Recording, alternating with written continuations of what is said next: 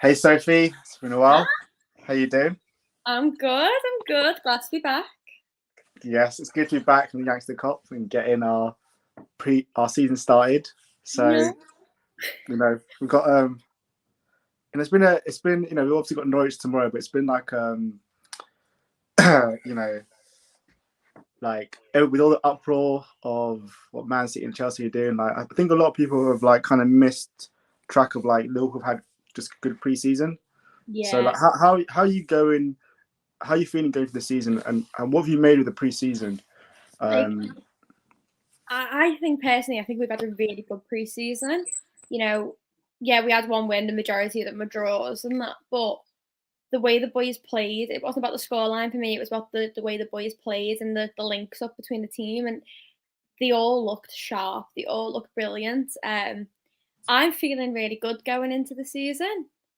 Um I'm looking forward to seeing all the boys back as well. And I've noticed that a lot of pundits have kind of written Liverpool off already, and said that we're not going to get anything, we're not going to win, we're going to end up fourth at best, and kind of written us off as the underdogs again, which I don't mind. They just kind of think the best kind of Liverpool is an underdog Liverpool, really.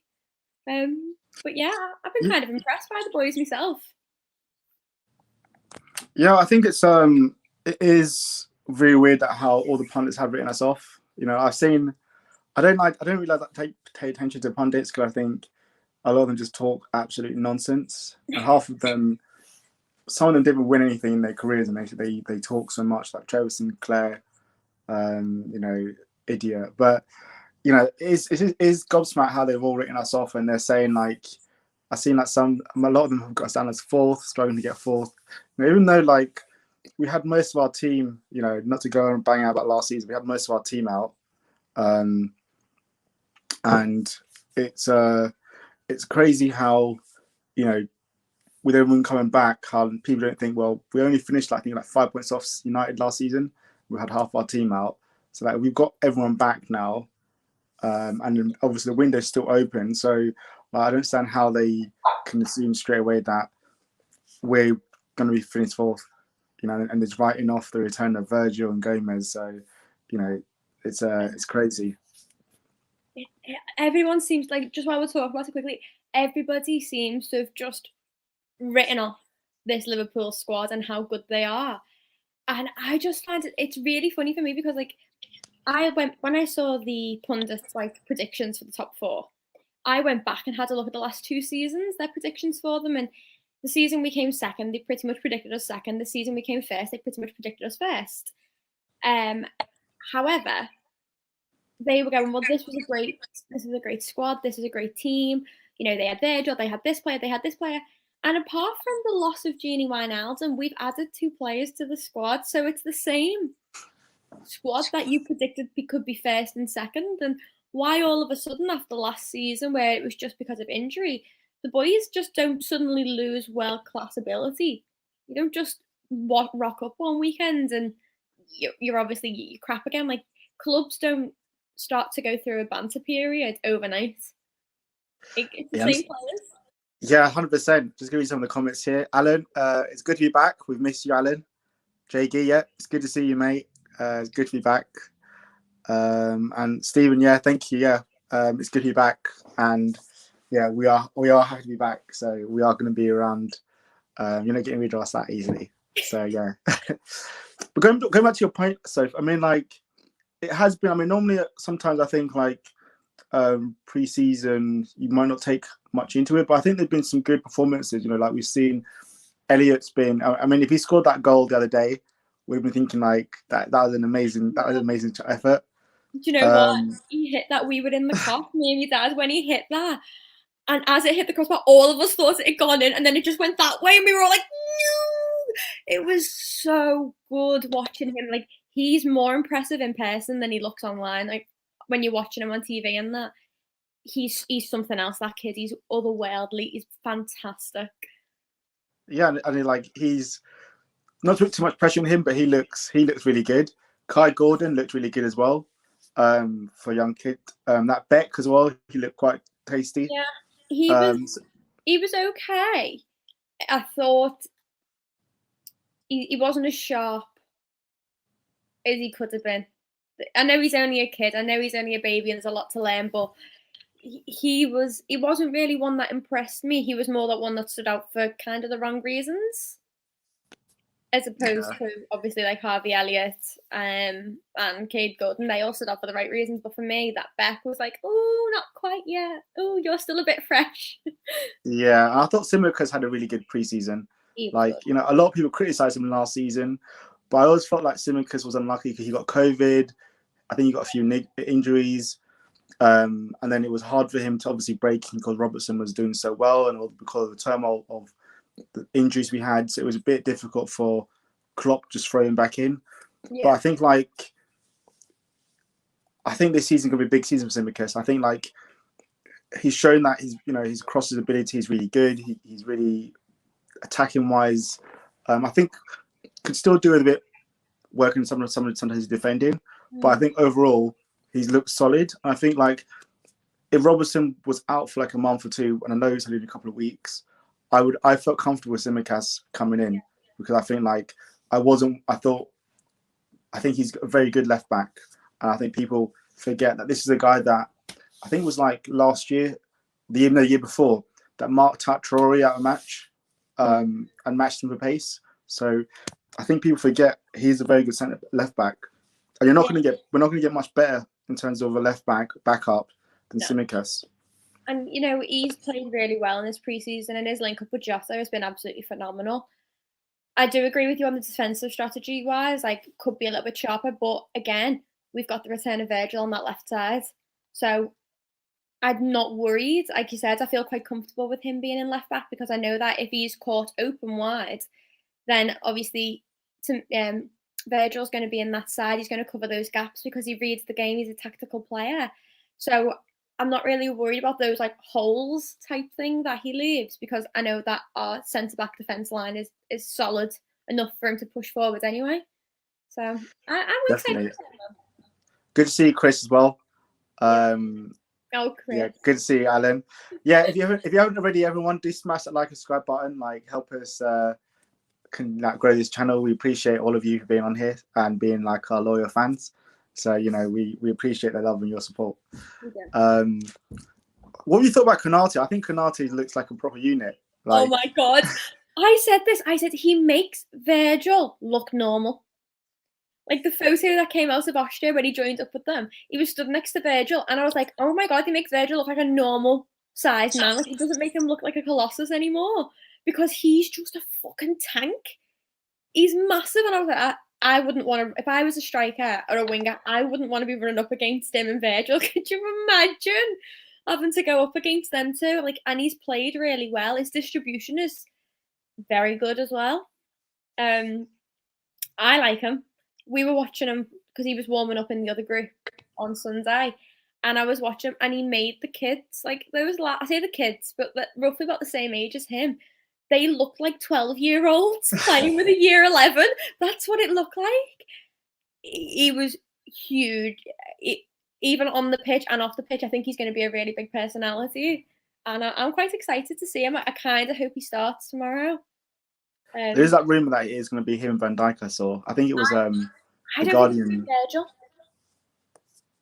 I don't think it will be Virgil because I said this yesterday on Doug's channel. Like, Virgil's not played a full 90 minutes yet. The most he's played is 60. He's increased it, roughly about 20 minutes at a time. And then Klopp came out and said, yes, Virgil and Gomez are available, but, you don't want to be taking them off. If you need to take them off, you don't want to be changing your back line midway through a game. And I just think unless Virgil is 100% fit for 90 minutes plus, I wouldn't risk him just yet. I think another week, another 2-3 weeks or something like that. Chelsea game. Yeah. I think with him, I think maybe Klopp's thinking like Chelsea's a big game and he wants to get like Virgil up to speed as quick as possible because he's going to be needed against Lukaku. But I think the difficulty if you're worried about getting Virg back up to match fitness for Chelsea, but your idea of getting him ready for match fitness is playing him in these games. For me, it feels like an unnecessary risk against Norwich. We don't need Virgil for that first game. I'd give him like maybe bring him on about 60 minutes or so. Like, I don't want to start him. I'm not saying that he's not match fit, and I'm not saying that he's not great. But I just feel like I don't want to risk him getting hurt again because my heart can't take it. I can't do it again. I can't go through another season without Virgil. Can't do it. Yeah, I know. They read some of the comments. Alan said it's hard to get rid of you than it was for Sophie to get her dog out of the car. Oh no, he wouldn't move. Chris Wells says we expect Tsimikas to play, then Tinius comes out Milner at left back. I think Milner's gonna be a midfield. I'd be surprised if he plays left back. Yeah, I think he'll be captain. Chris says Tsimikas wasn't given a chance last season. Yeah, I agree with that. It wasn't. Chris Wells says these players should be beefed up for this season, not playing hide and seek like last season. Gareth Davis says, good to see this channel. We missed you, Gareth. So we are back for good. You know when Chris is in the comments, yeah. So Chris is always a lot of people were jumping on the Cater bandwagon. Thanks, Doug. Good to see you guys. Doug. Are you? Cater's been looking good in preseason. Are you back in the Cater bandwagon? Like, I'm ready to get hurt again. I'm ready to get hurt again with this because he's going to do it to us again. And Chris will say it in the comments now that he's going to spend most of the time in like the whole. He is going to. I know he's going to get injured, and I know he's going to be a letdown again. But I've got invested after seeing how well he can play because you forget how good a player he is when he's fit. And we've sat there the entire last season going, but when he's fit. But I'm ready to get hurt again because I'm watching him going, he's so fucking good. And I'm going to get hurt again, aren't I? It's going to happen again. But yeah. I don't want to sell him and I don't want to get rid of him because he is good when he plays.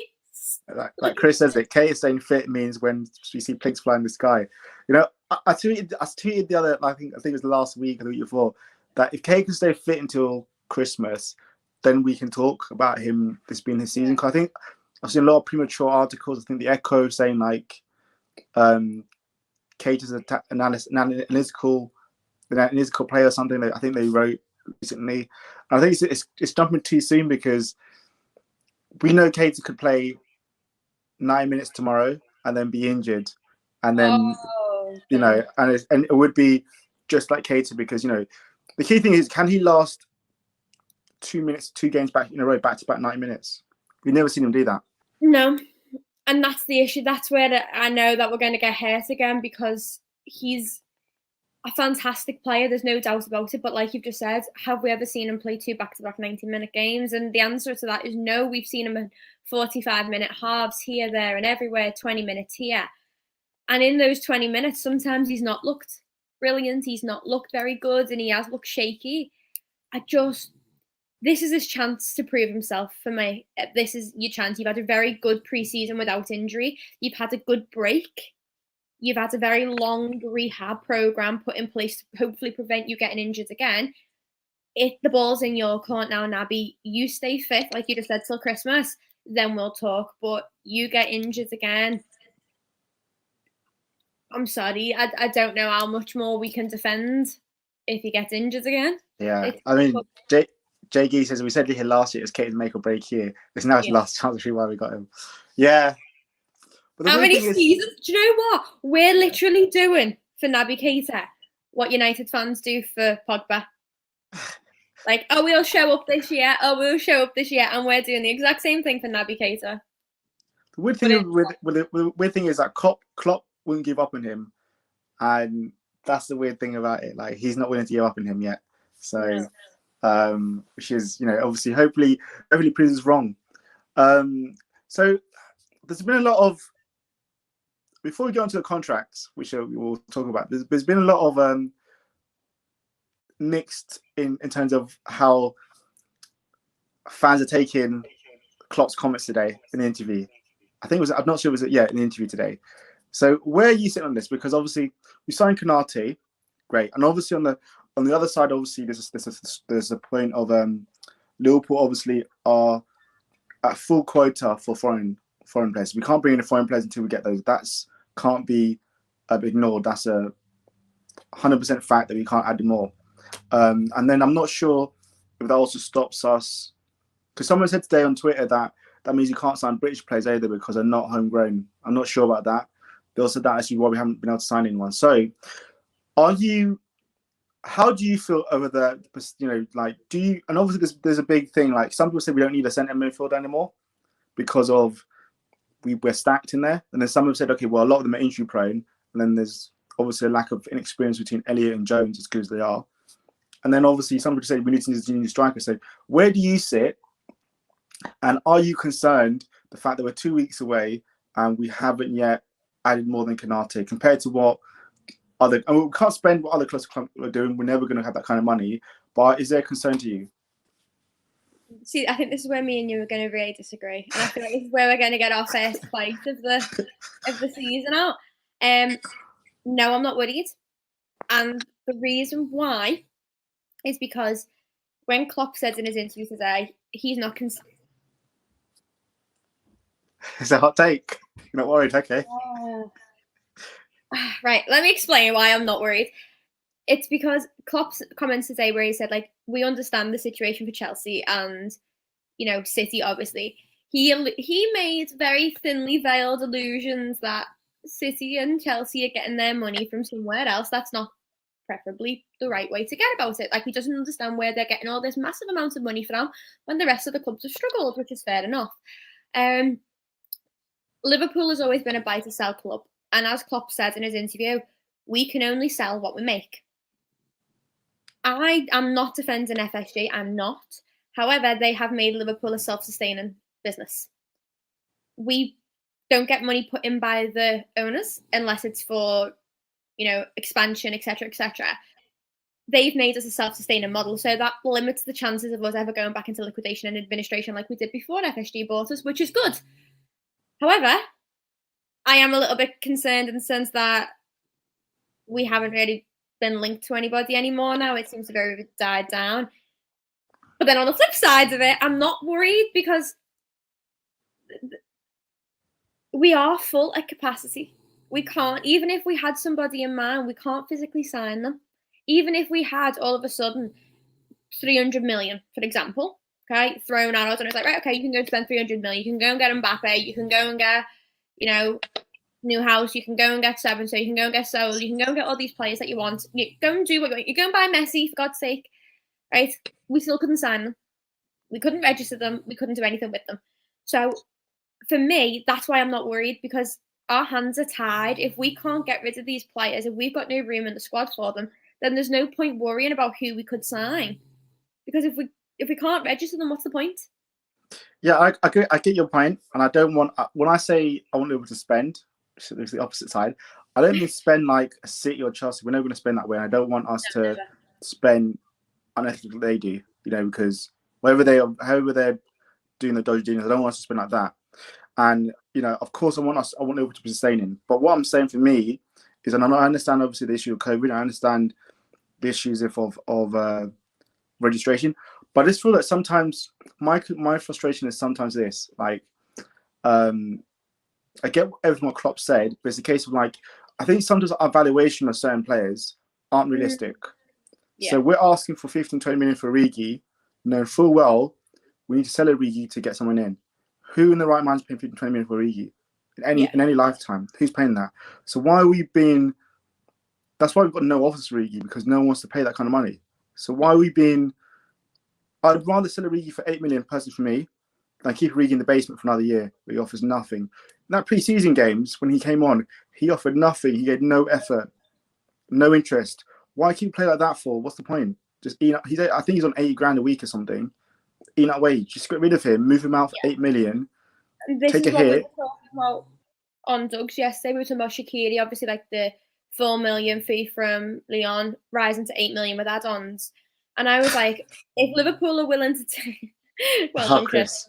Like, if Liverpool are willing to take that 8 million, considering that they turned down all these other offers for Shaqiri under 12 million last year, then that means we've got somebody in line that we need that place for, that we've got the money for that player. We're willing to take the hit for it, to get rid of Shaqiri for that. However, like Origi, they're over. Like I do agree with you, they are overvaluing him. You're not going to get that money, and when he does play, he's not proven that value. Like if he came on the pitch and he performed and gave his all, then you kind of go, okay, yeah, fair enough. But asking for 12 million for a player that when you see him on the pitch, no, I'm sorry, but even if I was a club owner or whatever, and I was watching and I went, oh, maybe Origi, he's good. If I was watching his last performances over the last 18 months, I'd go, I'm not paying 12 million for him. He's not doing nothing. But he's damaging himself. And I don't think Origi wants to go. And I think he's happy to just sit there on the bench getting 80k a week, doing nothing, knowing that he's going to get paid no matter what. I don't think his heart's in Liverpool anymore, and I don't think he wants to quite leave either because he knows he's got a cushy deal. Oh my God, Brentford have actually scored. But I think just final touch on Origi. I think club need to push him out and tell him he's not wanted. As harsh as it is, I think tough love needs to be told to him. Look, you're not wanted. Move on. Find another club. But let's move on for Origi. Oh, that was a shitey goal there. Going on to we've obviously had some like really good news in terms of contracts. We've seen Virgil sign today, which is awesome. Alisson, Trent, Fabinho, like that's a spine of Liverpool guaranteed for the next future. You know, obviously, I remember the days when Liverpool would lose players, when we lost McManaman on a free transfer, or you know, when we lost Michael Owen, and losing those kind of, or Torres, losing kind of players really hurt. But now it feels like, you know, these players see their future at Liverpool. You know, maybe some might say we're lucky because of the financial crisis and everything that teams like Madrid and stuff might not be looking at our players, or those that can't afford it. But I still think even if they had money, I think a lot of these players would still stay. So if obviously we can get Salah tied down to new contract, which they say all the news sounds positive, and get Hendo tied down and Mane and Robbo, that's a core sorted. So like stability wise, it looks exciting. How do you feel over seeing all those contracts? Oh, it's brilliant, isn't it? And like I was saying this to my dad, like that's what Liverpool do. They do things very quietly, and they just smack you with this. Like it's like the Thiago last year, and then the next day getting hit with Jota. No one saw that coming. And then obviously we got Trent's announcement on the Friday, and it was like, oh, wonderful, great. Then Fabinho's came in, then Alisson's came in, then we blinked, and now Virgil's come in, and I think we're going to blink again, and it'll be, are you all right there? Are you having malfunctions? No, I'm looking at the agenda. It just keeps going black on the screen, and I'm like, is he okay there? But yeah, I'm made up because this, for me, this takes Virgil. So Virgil, Alisson, Fabinho. I know Fabinho is only 27. That takes Virgil to 34 by the time that contract's over. That takes Alisson and Fabinho to their early 30s as well. You might get another contract out of them, a 2-year contract out of them. That for me sees them through the rebuild. Like that's our Liverpool. We are no longer a club that players see as the stepping stone to the final destination. We are now being seen as the final destination because we've got 5 world-class players who've just committed their future to us. Most of them, 3 of them, until the end of their career, essentially. We are no longer being seen as that, let's go to Liverpool, get a couple of games, do well, and get the attention of, Barcelona and Real Madrid and Juventus and then move on. We are now the club that players want to stay at, and it's great. Yeah, it feels good. It does feel good. And it feels good to know that, that's the effect, that, the club has created around for them, and like I said, if we can get a few others signed up, it feels like that this club has a good solid foundation, and we just need to add a few players, and then we are kind of like we're good to go for more fronts. So going on to the Norwich game, when I think about the Norwich, I think of like the Suarez 4 goals against Norwich, the Lallana 5-4 last minute goal, or our 4-1 I think a few years back where I think Salah and Mane had a field day. So there's always goals in these games with Norwich, but we've got a good record against Norwich, but there's always goals in it. So are you expecting like a goals big thing tomorrow? Yes and no. I went for a 2-1 win for us for tomorrow. I said and I stand by what I say. Like, Norwich are a game that they always bring the game to us. They're not going to sit behind the ball and park the bus. They're going to try the best, and this is like a welcome back party to the Premier League for them, isn't it? Like, they're not going to get relegated from this game, so they've got nothing to lose. Like, just go for it. Their season will be determined by the lower level teams, whether they can beat them and get points, not whether they can get points off the big top six type thing. I do think it's going to be a good game. I do think we'll win, but I don't think we're going to keep a clean sheet. I think there will be a counter. I think we're going to score within the first 20 minutes, and then they're going to counter within the next 5 after it and retaliate. And we'll go into half time 1-1, and I will be shitting myself going, oh my God, 1-1. Oh my God, why do we always go into half time on a draw? Why can't we just make it 2-1 before half time? But I think we'll pinch it. But I do think it's going to be a tighter game than people think. I think it could be like the Leeds game. Yeah, Leeds game. Was it? Who did we play last season? Last season? Yeah, last year was it Norwich? No, we didn't play Norwich. Norwich came up this season. I don't even remember. Like, literally, my mind for last season's gone. Because was that a tight season then? Maybe I'm thinking the year before. Because didn't we have a high scoring game in the first game? Or was that Leeds? I think that was Leeds. That was a 4-3, wasn't it? Yes, I think it's gonna be like the Leeds game where. That was end to end. Oh, I can't do that again. That was literally. It was like ping pong up and down. It was very stressful. Very stressful. I think that was the season to come up, wasn't it? I think for us, sometimes although we get wins, it takes us a while to warm up and get into flow. Really hit a form. So I think it's going to be like that in the first couple of games where it's like Liverpool are still trying to find themselves. They might be winning, but they're not winning as how they should do, and it'll take them a while to get into flow. But yeah, well, Chris Welch saying Norwich for Liverpool, Norwich won Liverpool for no excuses. JG says that Alana goal is one of my favourite goals he scored. Ridiculous game, yeah, it was. So when I look at Norwich have done some decent business. They've got Gilmour on loan. He looks a prospect at Chelsea. If he takes his chance at Norwich, and they also got Rashika, who I thought is a decent player. And I expected him to go to no disrespect to Norwich, I expected him to go to like a bigger team than Norwich. Yeah. So I was surprised when they were able to pull that off. So they've done some decent business. They've got a few 2 centre backs as well. So they do look that they like to play positive football. They like to take the game to teams. Whether or not that might be a bit dangerous for them, but they do like to play football. And so I'm expecting, like I said, I am expecting a game from them. We should have signed Rashika. No, I never actually said that we wanted Rashika ever. I just think I expected Rashika to go to like an Everton or a West Brom or Wolves, one of those teams, like bit higher. Yeah. Not someone like Norwich, who I think they'll probably go down this year. Yeah, they've done well to get him, to be fair. Yeah. So I think, Chris, I think that they have done well to sign him. But yeah, so I do think it is going to be like a really interesting game between us and Norwich. So I think so when you're going into this game, what's your lineup in terms of thinking your approach for this game? So my lineup, like I said, I don't think he's going to play Virgil and Gomez. I'm not going to be offended or upset if he does, because fair enough. I'd rather them play. I'm going to go for Trent, Matip, Canate, Tsimikas, obviously Alisson in goal. I'm going to go for Fabinho, Thiago, and Milner in midfield, and then normal front three. I think he'll give Bobby a good run out. Jota's had quite a few run outs in pre-season. I think Bobby needs to stretch his legs, and Norwich is a good chance for Bobby to do that.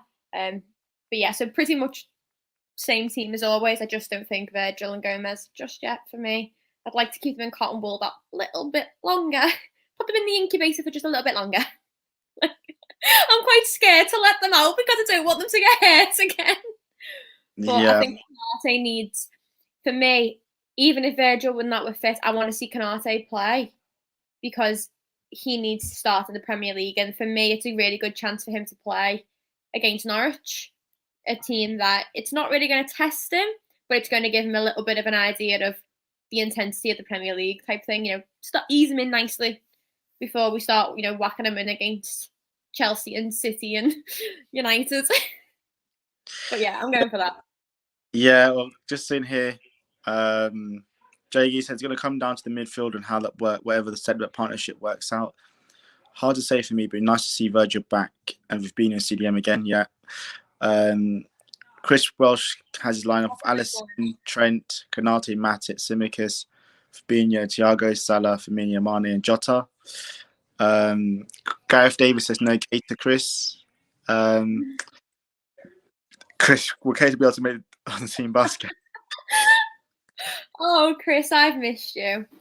I think, yeah, everyone haven't, do smash that like and subscribe button. I think for me, my team's going to be Alisson, Trent, Konate. I think I probably would play Matip and rest Virgil. Tsimikas, Fabinho, Thiago. I think I potentially might surprise people and play. Actually, I'd give Harley Elliott a chance. Yeah. And then I would play Salah, Bobby, and Mane. I think Keita, Jota a lot of times does well come off the bench rather than starting. So that'd the be my only difference in our team is you've put Elliott in, where I put Milner. Yeah. Oh my God, we agree on 10 out of 11 players. Yeah, yeah, that's all. I just feel like I want to see Elliott given a chance against Norwich. See what we can do. I love Elliott. Struggles, then fair enough. Bring on Keita or Milner. The only thing is Elliott's been playing on midfield on the right, which is Thiago's place. I don't see Thiago moving over to that left side. They play on the same side for me. So you'd have to substitute one for the other. And that's why I said Milner, because I know Milner plays on the left. And it provides that Milner's played on the left in midfield many a time. So he can provide Tsimikas with that coverage, because it's going to be Tsimikas' it's going to be his run out as well. Normally Robbo would be there, in which case I'd say whack Thiago over there. But with having a new left back in, a new season on a new game, I wouldn't put Harvey Elliott in there just yet, because then you'd have to put Thiago on the opposite side. Thiago doesn't play on the left, Thiago plays on the right, and I think it's just a very chop and change. That's an unnecessary change for me. Whereas you put Milner there, Milner settles the game, maybe 60 minutes, take him off, bring Harvey Elliott on, and then maybe swap them then when the game's settled. I think you need that maturity. Like we said last year, we missed the captain. We've got no Henderson for this game. I don't think we'll have Virgil. So there's going to be no captain on that back line. There's no Robbo shouting. There's no captain in that midfield then. There's no captain up front. I can't personally see him putting Harvey Elliott in over Milner if he doesn't play Virgil. If he plays Virgil, then maybe yes, because he'll have Virgil behind him, you'll have that captain. But I can't see you, when we cried out for a captain on the pitch, not putting one on, if that makes sense. Yeah, probably. But I just think, like, if he really believes that Elliott can take over Ginny, if Ginny was here, he would start tomorrow. So if Elliott's really, if he really believes that Elliott can replace Ginny, should be starting him tomorrow. But I think Klopp will go Milner. I think he'll go Keita, and I think he'll go Fabinho. I don't think he'll play Thiago tomorrow. You don't reckon? Nah, I think just because I don't think Thiago's not had much games as everyone else has. Yeah, so I think that's the midfield he's going to go with. Yeah, you're right. Yeah, you might be right with that one, to be honest. I thought like that. Keita's had more game time, hasn't he? Yeah. Oh, he might be yeah. So I think that's what the team Klopp's going to go with. Read some of the comments here. Graham said Chris is a big fan of Elliott. And Jay, what the subs is like? I think it's 9 subs this year, but only you can pick 3 players. So we are going to see Origi on the bench. JG says, take that hug. This injury bug worrying me again, Sophie. No bad juju this early, please. It's not worrying about injuries. I'm not worried that someone's going to get injured. I'm just cautious about having a captain on there and having a voice, because we saw last season how when we didn't have a captain, the team fell apart. Like, I just want to make sure that we have got that captain, we've got that solid team in place before we start whacking the babies in. And I don't care if he's 18 and he's a really good football player, he'll forever be a baby to me. But yeah, I'm not putting the juju out there for like injuries. I don't think they're going to get injured.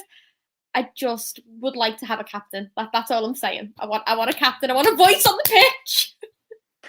Yeah, I see your point. I do think, obviously, probably that's why I think Milner will start, because it's open now and he'll want some kind of leadership there. So I definitely see that, him starting there. So what's your scoreline for tomorrow?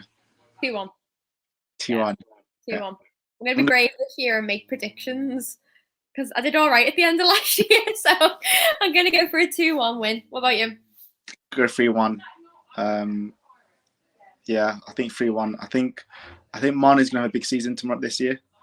I think like he's looked really sharp in pre-season, so I definitely see him stepping up and getting and being back to his best. And I think I see Jota come off the bench and getting a goal. Oh my god, I would love Jota. Oh, he's fantastic. Love him. Because he scored 2 in pre-season, so I think.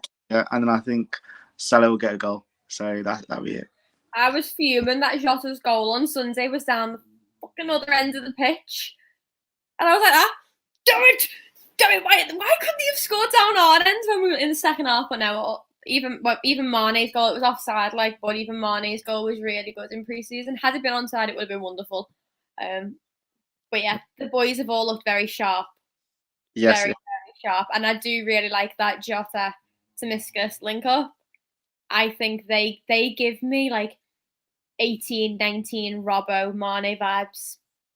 You know, that ability to just know where the other player's going. Like, they'll jump over the ball and kick it back, like back heeler, and know that the other person's there. That trust is there.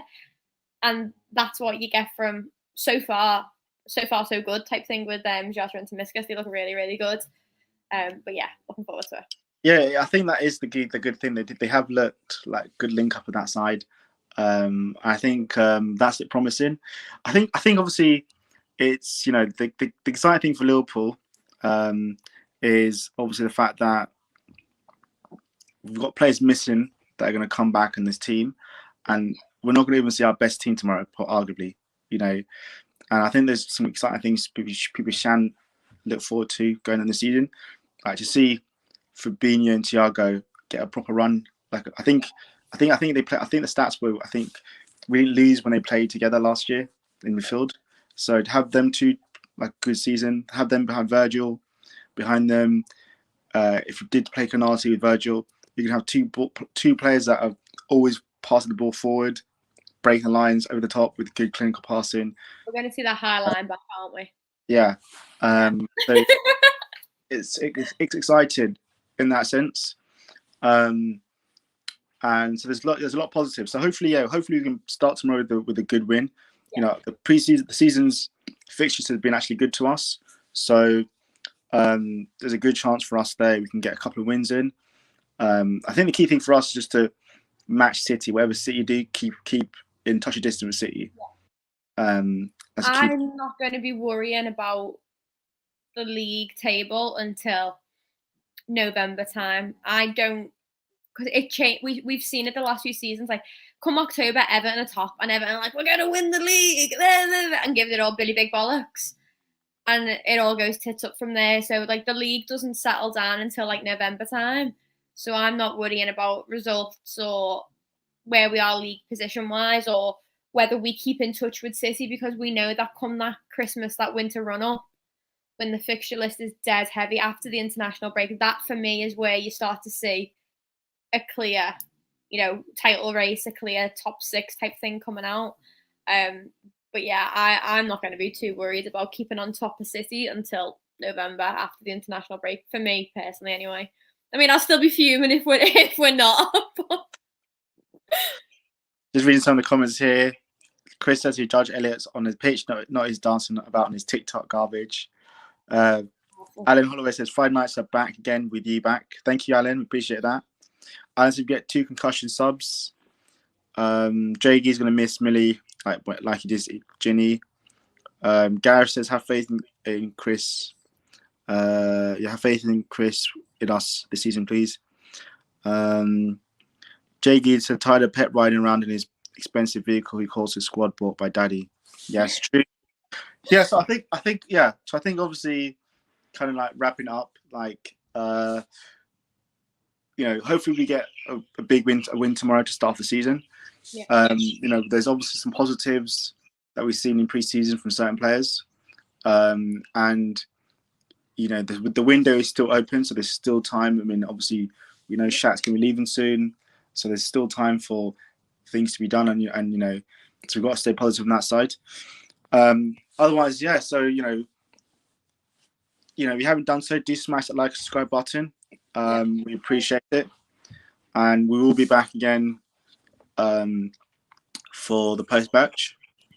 And otherwise, yeah, like it's been good seeing everyone, and we appreciate all the love you're showing us. Otherwise, yeah, like up the Reds. And why does this feel so forced at the end? It's like I've forgotten how to do it. Anything you want to say, so? No, just it's nice to see everybody back, like the good old favourites in the chat, and it's good to be back. And hopefully for a really good season up ahead. But it was nice to come back. Yeah. Well, everyone, have a great evening. Enjoy the match wherever you are watching it tomorrow, and we shall see you all soon.